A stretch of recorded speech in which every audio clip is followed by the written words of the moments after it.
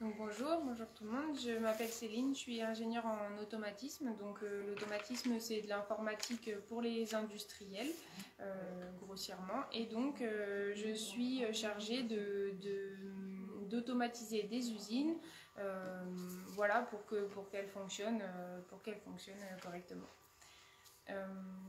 Peut-être pour revenir un peu sur votre parcours, quelles Alors, études? mon parcours, donc j'ai commencé par donc un bac SSVT. Je suis arrivée un petit peu par hasard dans ce métier parce que je savais pas trop ce que je voulais faire et j'avais par contre j'aimais beaucoup les sciences et j'arrivais pas à choisir lesquelles en particulier. Donc j'ai continué avec une classe préparatoire.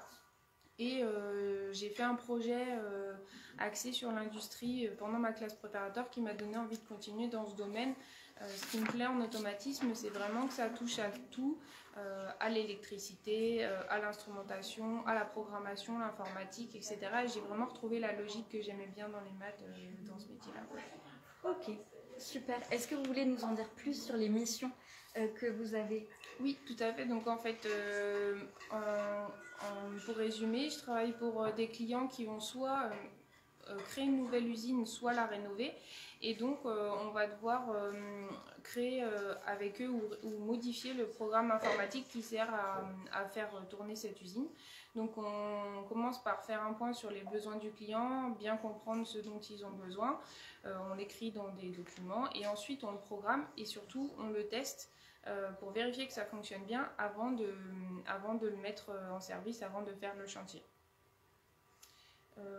Ensuite, on peut aussi assurer la maintenance et faire la formation des personnes qui font fonctionner l'usine, par exemple, etc. Alors vous dites on, parce que vous travaillez au sein d'une équipe, comment ça se passe? Oui, tout à fait. En fait, on est souvent, la plupart du temps, on est plusieurs pour ce genre de projet parce que je travaille sur des assez gros projets. Donc on est en moyenne de 3 personnes avec une personne qui gère le projet et qui va vérifier que tout se passe bien et faire l'interface principale avec le client. Donc quand j'ai commencé à travailler, j'étais ingénieure en automatisme, donc ingénieur projet.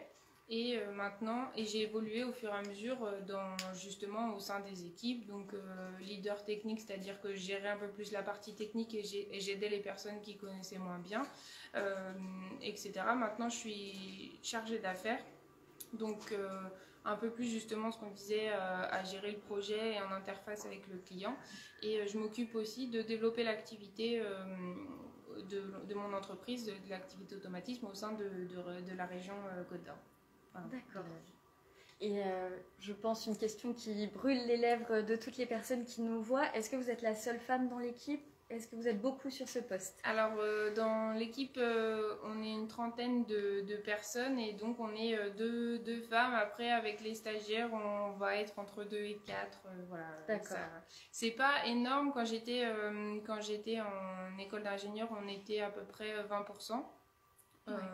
Donc c'était un bon ratio, mais on aimerait qu'il y en ait un peu plus. Donc l'idéal, ça serait 30% et plus pour être bien représenté. Voilà. Donc pour être mixte, voilà, ouais. on fait ça pour ça. Tout à fait. Et qu'est-ce qui vous a donné envie de faire ce métier? Alors, comme je disais, ça s'est un petit peu fait par hasard, mais ce qui m'a plu, c'est vraiment la logique de l'automatisme, comment doivent fonctionner les choses. Ça, j'aimais bien comprendre comment fonctionnaient les choses. Et du coup, l'automatisme va vraiment au fond des choses. On décortique un petit peu comment les choses doivent marcher. On les écrit vraiment et du coup, après, on le fait fonctionner. Donc, c'est vraiment cette façon de faire qui m'a plu. Et alors, je ne savais pas au départ que ça serait l'automatisme. Ça s'est fait au fur et à mesure. Et en particulier, ce qui peut être intéressant à dire, c'est que justement, quand on ne sait pas trop ce qu'on veut faire, ça peut être bien de faire les métiers, de regarder les matières qui nous plaisent. Et en allant vers des matières qui nous plaisent, on va aller dans des formations qui nous plaisent et on ira forcément dans des métiers qui nous plaisent. Donc, voilà. Ouais. On ne peut pas se tromper quand on suit un petit peu. Si on suit des matières qui nous plaisent. Ouais, quand on suit son instinct. Et moi, j'ai une question. À quoi ça ressemble un petit peu une journée type de travail, s'il en existe une? Alors, Alors, ce que j'ai pas précisé, c'est que j'ai à peu près, on va dire 20 ou 30% de mon temps, alors un peu moins maintenant, mais en déplacement chez le client ou sur chantier. Donc, on va dire sur une journée type au bureau, je vais donc saluer mes collègues. Bon, en ce moment, c'est un peu particulier, mais voilà, bref, je suis en télétravail, mais ça marche à peu près pareil. On dit aussi bonjour aux collègues et on vérifie les besoins du client, bon, ce qu'on a traité dans la journée, mais en gros, ça va être vérifier les besoins du client, qu'il n'a pas de problème de nouveaux besoins. Ensuite, faire le point avec les équipes pour être sûr qu'elles sachent bien où elles en sont et ce qu'elles ont à faire. Vérifier qu'elles n'ont pas de problème, sinon on les aide à les résoudre. Et faire l'interface aussi avec les fournisseurs, vérifier que le matériel qu'on a commandé est bien arrivé ou est en cours. On va dire ce qui caractérise le plus possible ma journée type, c'est vraiment recueillir les problèmes et trouver des solutions. Et c'est ça aussi que j'aime bien dans ce métier, c'est que on trouve toujours une solution aux problèmes qui sont arrivés. C'est jamais quelque chose de nouveau qu'on n'a jamais vu. Par adaptation avec ce qu'on a déjà vu et ce qu'on a déjà fait, on peut trouver des solutions. Ouais. Et justement, est-ce que c'est une des facettes de votre métier qui vous plaît le plus ? Oui, en fait, du coup, c'est par déduction, enfin, par ricochet, c'est qu'on s'ennuie jamais. Donc, en fait, je fais toujours des choses différentes. Mes projets se ressemblent jamais parce que je travaille sur plusieurs logiciels, pas toujours le même, jamais le même client. Actuellement, je travaille dans un bureau d'études, donc c'est vrai qu'on change toujours de projet, de client, de logiciel, de domaine. Je travaille dans l'agroalimentaire, l'environnement, la chimie, la pharmacie, l'eau, enfin tout un tas de domaines, et du coup on découvre beaucoup de choses, c'est-à-dire qu'il y a mon métier mais il y a tout ce que ça me fait découvrir autour, donc ça satisfait ma curiosité et en plus du coup je m'ennuie jamais, donc c'est vraiment cette facette qui me plaît le plus. D'accord. Et justement, vous avez mis en avant 3 j'aime pour décrire votre métier. Donc, est-ce que vous pouvez nous en dire un peu plus ? Vous aviez dit j'aime être créative, j'aime organiser, gérer et j'aime les nouvelles technologies. Alors, être créatif, c'est vraiment parce que, bon, ça peut paraître... on se dit que c'est un métier technique qui peut être très carré, mais en fait, comme on disait, il y a besoin d'innover, des fois de trouver des solutions à des problèmes, mais en fait, on n'invente rien, on fait par rapport à ce qu'on a déjà vu, ou il n'y a pas besoin d'être Einstein pour être ingénieur, et du coup, moi, en fonction de ce que j'ai vu, je crée, entre guillemets, une nouvelle solution. Alors, organiser, gérer, moi, j'aime bien, je suis quelqu'un d'assez rigoureux, et c'est quand même une qualité qui est assez recherchée dans ce métier, qui est assez logique, et pour les projets il y a besoin d'être quand même assez organisé, donc je fais rentrer les puzzles, les cases pour que ça rentre tout bien comme il faut dans le cadre, et ça me plaît.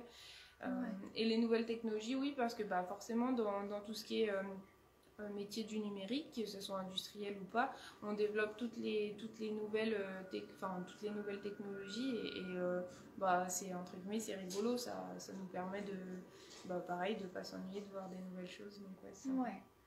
Et selon vous, quelles sont les qualités qui sont nécessaires pour exercer ce métier ? Moi, je pense qu'il faut être curieuse, il faut être curieuse, disons que pour moi c'est la qualité principale. Après, comme on disait, c'est bien d'être rigoureux et organisé, mais ça s'apprend. Mais en disant que pour qu'on fasse entre guillemets de ce métier une passion, c'est ça qui est sympa, c'est que ça va nous apporter ça. Il faut bien sûr aimer travailler en équipe. C'est rare qu'on se retrouve tout seul, et tant mieux, parce que quand on a un souci, c'est bien de pouvoir en parler à plusieurs. Voilà.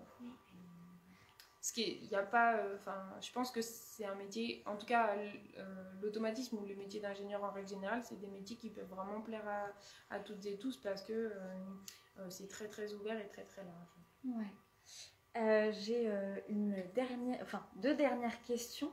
Est-ce que vous prenez des stagiaires dans votre Alors oui, en ce moment, la période est un peu particulière, mais on continue à prendre des stagiaires. Oui, là, c'était un petit peu calme, mais on recommence. Tout à l'heure, j'étais avec mon chef au téléphone qui cherche justement, enfin, qui passe des entretiens pour les stagiaires. Donc oui, on le fait. En particulier, les stages de fin d'études, c'est très intéressant parce qu'on apprend le métier. Moi, les 2 stages en fait que j'ai fait dans mon entreprise, j'ai fait mes 2 stages et j'ai eu la chance de voir dans un stage de 6 mois, du début à la fin, un projet du début à la fin. Donc c'était très intéressant, ça permet d'avoir vraiment une bonne vision de ce qu'est le métier et les autres métiers des collègues avec qui on travaille, donc c'est bien aussi.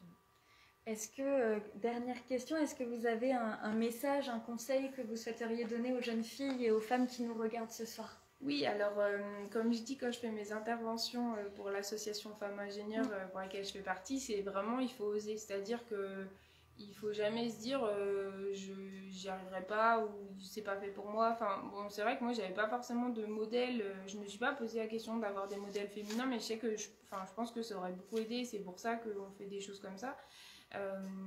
Et en fait vraiment de se dire il n'y a aucune raison que ça vous corresponde pas ou que vous puissiez pas ou que quoi que ce soit, donc faut oser. Et au pire ça marche quoi.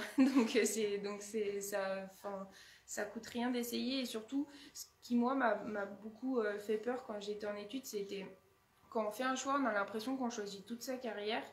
Et en fait, ça peut faire peur quand on fait un choix d'orientation. Tout à fait. Et en fait, ce que je vois maintenant que je travaille, c'est que déjà, on va jamais faire le même métier toute une vie. Donc, vous choisissez pas votre vie sur un choix d'orientation.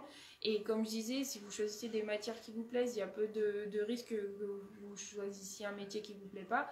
Donc, il faut se faire plaisir en étudiant. C'est comme ça que vous vous ferez plaisir en travaillant. Et si vous avez peur, voilà, pour un choix, la carrière est grande et vous avez le temps de faire autre chose, de petit à petit, de faire, par exemple, en ce moment je travaille dans la cybersécurité, c'est des sujets que j'aurais jamais pensé faire. Voilà, la carrière se construit au fur et à mesure, vous pouvez jamais deviner ce que vous allez faire à mi-carrière ou à fin de carrière, donc stressez pas pour ça, faites-vous plaisir, choisissez votre orientation en fonction de ce qui vous plaît et surtout ne vous bridez pas, je pense que c'est le conseil le plus important. Ouais, je suis assez d'accord. Merci beaucoup en tout cas, Céline. Au revoir.